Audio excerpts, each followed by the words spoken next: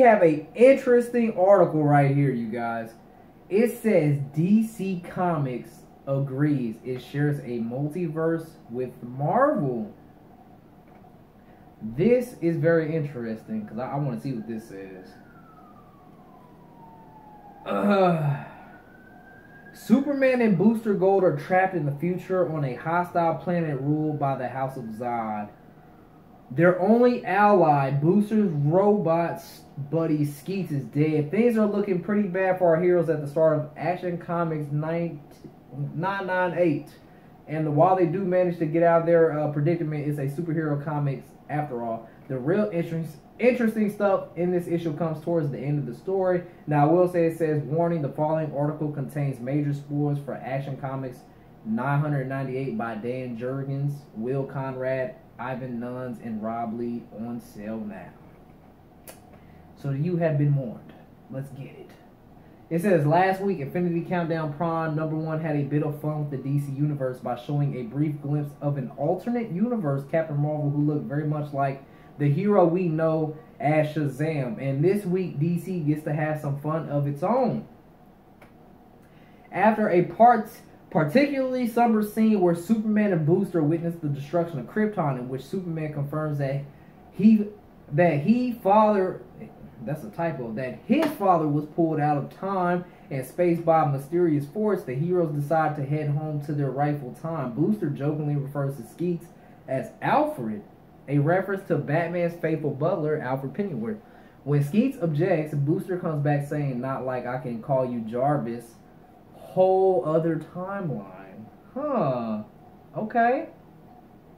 Of course, Booster Gold is referencing the Avengers butler, Edwin Jarvis, currently on his deathbed in the pages of Avengers No Surrender. While the joke isn't good fun, it does suggest that Booster has a much greater understanding of the multiverse structure than we may have guessed.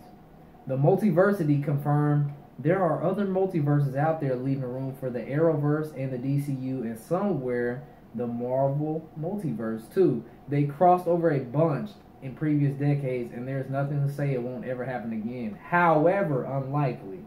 Booster also ends the issue with a sly aside to Barry Allen, suggesting that he knows all about Flashpoint and Barry's role in it. When the Flash says that he would never go back in time and interfere, Booster replies with, really, Flash? You would never? To which Barry responds, low blow. Barry Allen is at least somewhat responsible for the New 52 and the current continuity tangles because he went back in time to save his mother when he attempted to fix everything.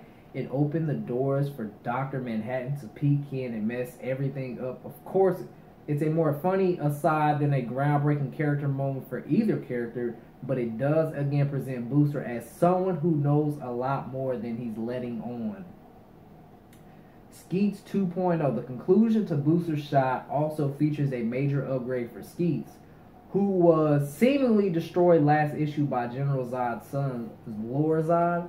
However, the tech-savvy robot managed to upload himself into not just one robot, but into all of General Zod's eradicators, helping to free Superman and Booster Gold and turn the tide against the killer Kryptonian's family. It's unlikely Skeets will keep the body. Booster is showing up again soon in the upcoming Batman story, but it would be cool continuality acknowledgement for this to be Skeets' deal for now, at least for a little bit. The issue ends with Booster and Skeets heading back to face the music for their meddling with time, but it's interesting that the story didn't really dive too deeply into who they be getting chewed out by. Logic suggests Rip Hunter, who himself recently showed up in the pages of Hal Jordan and Green Lantern, of course. But that's what's so interesting about Booster now. While he hasn't been around that much, he obviously hasn't stopped having adventures and obviously has a lot going on that we just haven't seen. By not telling us he knows certain things or who he's working for or where he's going next, it creates an air of mystique around the once bumbling laughingstock of the hero community and creates anticipation for whatever his next appearance may be. That's lit. Can you imagine? Just get rid of all the fanboys. Just get rid of all the fanboys. when it comes to DC and Marvel, they don't even hate on each other. It's always the fans that do. It's the fanboys that makes it so bad. But I want you to picture this. Could you imagine Marvel and DC teaming up to do a movie? Heroes versus villains. But maybe that the heroes get into it at first, you know, kind of like they did in Avengers, you know, kind of like in Batman v Superman, you know, how they faced off at first. You know, imagine DC's heroes clashing with the Marvel heroes, but then becoming friends to take on the villains for DC and Marvel. Do you realize how dope that would be to have both of those universes? Like, I wouldn't even know what to do with myself. I honestly don't know what I would do with myself if they actually came up with a movie like that. But man, if they came up with a movie, if DC and Marvel ever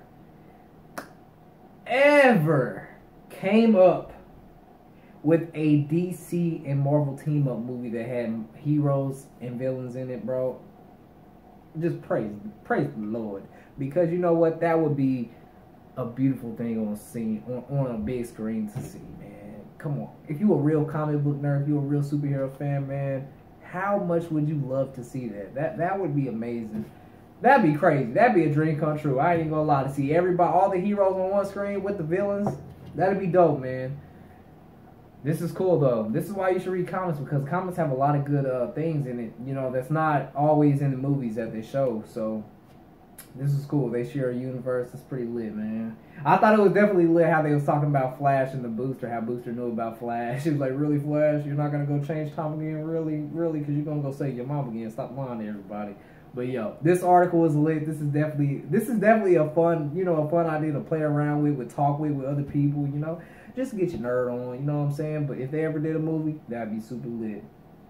Post your comments down below and let me know what you thought about this article, man. DC Comics agrees it shares a multiverse with Marvel. If you enjoyed my reaction, make sure you hit that like, that share, and subscribe. If you did not, hit that like, that share, subscribe anyways. Help brother be part of the PhenomCrew, because we dropping videos daily, man. I'm going to catch y'all on the next one. 100,000 subscribers is grind time. Let's get